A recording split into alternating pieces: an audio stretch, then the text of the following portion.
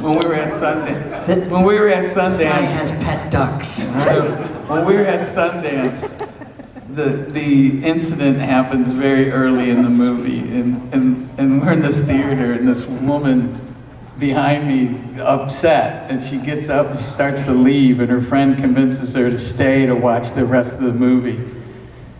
And then about 50 minutes in, that same woman was crying. She was emotionally caught up in the film and she was crying.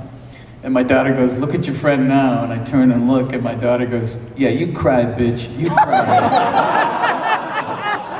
My daughter's a costume designer. If you ever watch the show Somebody Somewhere on HBO, or the Joe Pera show, or a movie called The Fallout, or My Old Ass, my daughter does the costumes for all those movies. Yeah, very proud of her. Go to the Kimmel thing, because like you said, it was live. Yeah, it was live when I started. So that's, and for your position, because you're there going, camera one, camera three. Yeah. Like, what was it like being thrown in the deep end like that? I enjoyed it. I didn't know how to do it at first. It was really scary, but I enjoyed it when it was live. And then eventually it kind of became comfortable, and then eventually I realized it was time, even though I love Jimmy, I still love Jimmy, we're in touch all the time. I knew it was time to leave because I had started making my own movies and stuff. I did another movie for Jimmy that I don't know if any of you've seen. It's called Windy City Heat, and it has its own following. You can see it on YouTube. It was made 20-some years ago. We made a movie with a leading man that didn't know that the movie wasn't real. Yeah. We're all going to hell for that movie. Like, he would be like, you would see, I can't explain it. You have to watch it. It's like, during the love scene, he brought a condom to the set, and then I yelled cut and put his stuntman in, who was about 80 pounds heavier, and he's like, that guy doesn't even fucking look like me. You know, so it's a really crazy movie. It has its own hardcore fan base. Absolutely. Again, I can't thank you enough for your direction, because you've made some really, really good films that would not be normally cranked out by the machine. No, and my movies make hundreds of dollars. I'm responsible for about 30 or 40 bucks. Yeah, and like they're all, you know, like they're all different, and they're all like, you know, World's Greatest Dad is thanks. That's you know, people say it's dark. I didn't realize it was dark. I just saw it recently, and I hadn't seen it in years, and I went, this is fucking dark. But World's Greatest Dad, or God Bless America, which is... God Bless America, I remember when it dropped, and it got a lot of attention. Yeah, people were really upset with that, but everything that is in that movie ended up happening, and I'm not flattering myself, but it's kind of where we are now at politically. So, and then I did a scary Bigfoot movie, Willow Creek. I think I do myself an injustice because I kind of don't make the same kind of movie over and over again. And I think if I was making the same kind of movie, I might develop a fan base. But I haven't. You know, people who really like Shakes the Clown go, "Did you see that Bigfoot movie? That sucked." You know, they all argue. So it's like you didn't want to be Kevin Smith, and that's nothing against Kevin Smith, but no, you didn't want to like stick to, all right, but further Kevin Shakes the Clown. Or, Kevin tries different things. I mean, I didn't want to be Wes Anderson. You know, I didn't want to be, wow, how profound. Your protagonist has a problem with his father figure. Oh my goodness, an overhead shot of a map. Stop. Wow, some luggage. Holy shit, a long dolly. Oh my God, what are you thinking about, Wes? You're a madman. Got 10 minutes left, and the main character will run around and fix everything and apologize for everything in a montage. Yeah, so, and questionable relationships with women. Yeah. But, I'm sorry. I don't know why I'm shitting on Wes Anderson. He's very talented, but he makes the same goddamn movie every year. Yeah. One thing you did that I will always be a huge fan of. Unfortunately, we can't really see anymore. Cranium Command at Disney's Epcot Center. Yeah, which I played an adrenal gland. Yes. And I went in for bile duct, and they said, no, give him the adrenal gland pages, see what he does.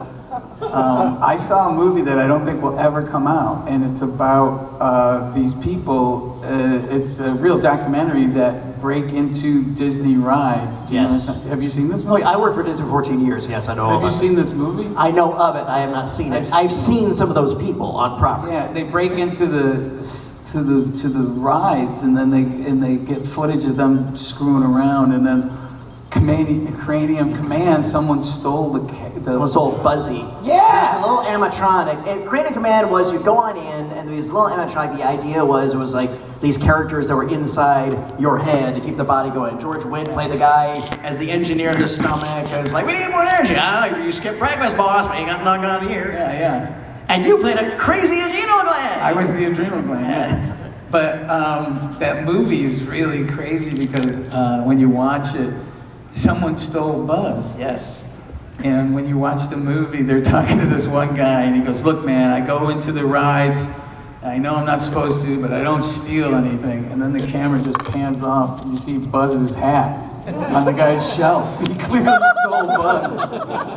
Sorry, spoiler, sorry, but Disney will never let you see that movie. I don't work for them anymore, so they figured it out. They put Buzz in a baby carriage. Really? Oh, that's He just walked out. smart. Yeah, that's good.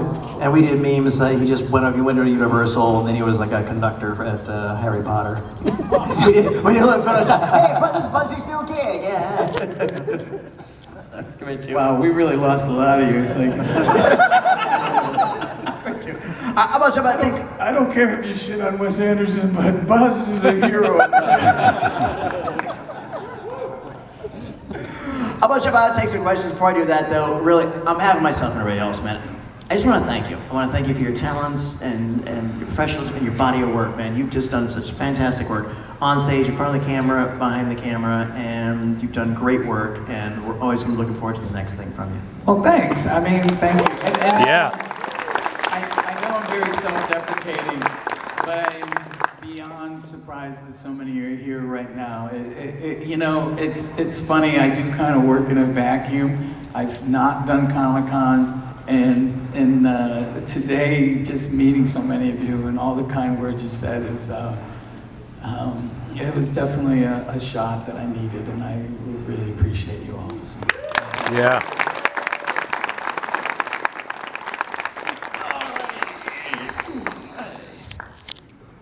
Well, This is pretty good. I didn't have to get off the stage. you don't have to. Hold on, set that there. All right, who wants to start us off? Oh, we got enough. Let's go ahead and do a line. Got a lot of questions. We'll go ahead and start us off right here. Come on up. Hey, what's your name? Ken, What you got, Ken? Hi, Ken. love all your stuff, and Shakes the Clown is awesome. Thanks. I wanted to know, and I apologize, do you still do stand-up, and do you miss it, and that energy that you get from doing it? I do still do stand-up. I didn't think I'd miss it when I stopped, but I do. You know, when I was directing Kimmel, that was 3 years I didn't do stand-up, and then I got back to it. I enjoy stand-up more when I'm going up and just having fun and working out material and things. But when I'm on the road, it's kind of lonely, so I don't enjoy that so much. But you know, the second time it's February and you're in Anchorage and you say, hello, Anchorage, you got to reassess your career choices, you know. But I do still enjoy stand-up, yeah. It's the only kind of thing where you can have an idea and then that night you can say it, you know what I mean? It's like I was just thinking earlier, I thought of a joke to say. I was like, boy, you know, I met Jeffrey Epstein. He didn't seem that sad. And I well, no, I can't say that joke because all the crackpots are going to think that he was on the island, you know, but he didn't seem that depressed. But sorry. So my stand-up is, I guess they say dark. I don't think it's dark. Great one. Thank you. Thank you. Hi, what's your name? Diana. Hi, Dan. Hi. First, I had pet ducks, so that's okay. Oh! What kind? Mallard and a white duck and a brown duck. I have a white duck. You know, from anything, that movie or anything. Well, I mean, Shakes, it was, he was in that movie. I don't think I wrote anything he said. You know, I think, I think about like, I've told this story, but it's true. I know he and I were really good friends because I spent a lot of time with Robin bored. And I don't think you can imagine Robin being boring, but sometimes he would just play Call of Duty and he'd be playing other people online, and he's cursing up a storm and he's playing Call of Duty. And one day I go, how old are these people you're playing? He's like, I don't know, 10, 12. So I love that there's adults now that are like, I'm pretty sure when I was a kid, the genie from Aladdin called me a cocksucker. Because he did. I heard him. And Mrs. Doubtfire said she was going to fist me. So, I mean, that's memories. But I have so many memories with him that I haven't shared a ton of them. I might someday. I might write it down. But I feel that we were really close because I didn't really talk too much about our relationship. And I think I'll pick and choose the things that I want the world to know. Right on. Thank you very much. Thank you. Thank you. Hi. What's your name? Cassandra. So, I remember my ego meeting with Tim Burton. I'm like, I don't know what this guy thinks he's doing. But yeah, I mean, I met, Tim seemed like he wanted me, and they wanted somebody who was an established star. So if things were different, I would have been Batman. Batman would have had love handles. Hey, what's your name? My name is Alejandro. Hi, Alejandro. What was it like stalking Bill Murray with a shotgun in an office building for the Scrooge? It's pretty good.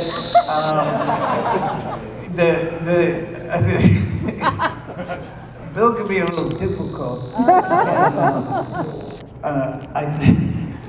that's nice. One of the times I almost shot him is what I'm going to say. Because, I didn't wait. He's supposed to duck, and I was supposed to shoot him, but I was in the scene, man. But he's probably. I've never seen anybody that could come up with so much material and stuff. And there's scenes in that movie where, he lifts up my shirt and blows a fart on my stomach. Obviously, that's not in the script. He just did it. And then he spins me around, and then he throws me in the elevator. And I remember when that happened, my head hit the back of the elevator, and I knocked out for a second.